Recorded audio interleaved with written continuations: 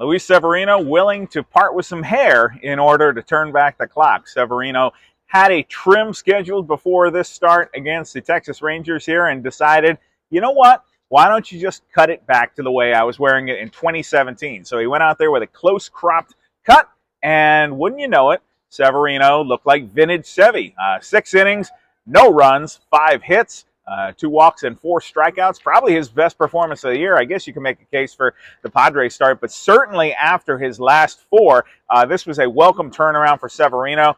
Fastball was better. Secondary stuff improved. Aaron Boone said it was much better. Not finished product by any means, but definitely a step in the right direction. And Severino, it looked a little shaky in the beginning. He had 2 two-out walks in the first inning, gave up a single to Josh Young to right field, and they were waving Nathaniel Lowe home. And Jake Bauers bailed out Severino with a strong throw. He threw a strike to Kyle Higashioka at home plate, cut him down, and that gave Severino the momentum back. And Severino, the Yankees bullpen, did the job in this one. Yankees offense doing the bare minimum required to win a baseball game. Billy McKinney comes through with a solo home run, and that is McKinney's 3rd home run in the last 5 games, his 4th of the season. What a find he has been, riding an on-base streak, I believe 15 games since he was promoted from AAA, and what a find he's been. Aaron Boone talking a little bit about McKinney after this game, saying that he was a good player, a serviceable player as an opponent, but he really has clicked something in here where, and Boone used the example of those deep flyouts that he had once upon a time. Those are now going up the gap for extra base hits. They're going over the wall. So McKinney has really unlocked something, the Yankees feel like, and it could be sustainable. So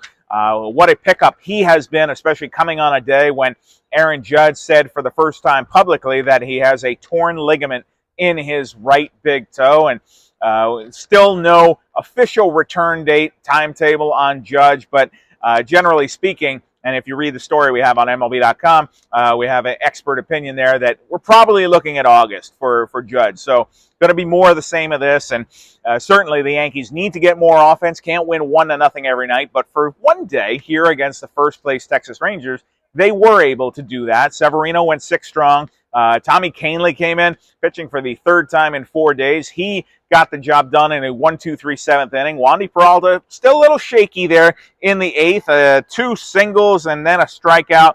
Clay Holmes comes on there, and you knew after Holmes had pitched heavily the day before, they were not going to extend him for the 9th inning, so the call went to Ron Marinaccio in the 9th, and things started off a little shaky for Marinaccio as well. He did not have the good feel for his changeup, wasn't able to command that, and so after a single and a walk, there was a mound visit, and he kind of decided at that point, all right, the changeup's not quite there. I'm going to lean a little heavier on the fastball. It's not usually his MO, but it worked. Strikeout, and then a pop-out. So the second save of Marinaccio's career, and he said that's the great thing about this Yankee bullpen. We all want to be in there for the 9th inning, and we have a bunch of guys who are capable of doing it. So that's not the case around the league. The Yankees are blessed with a strong bullpen, and pitching staff has had to pick up the slack here because the offense not doing the job. So 1 run, 4 hits, but a W for the Yankees in the middle game of this 3-game series, and the rubber game coming up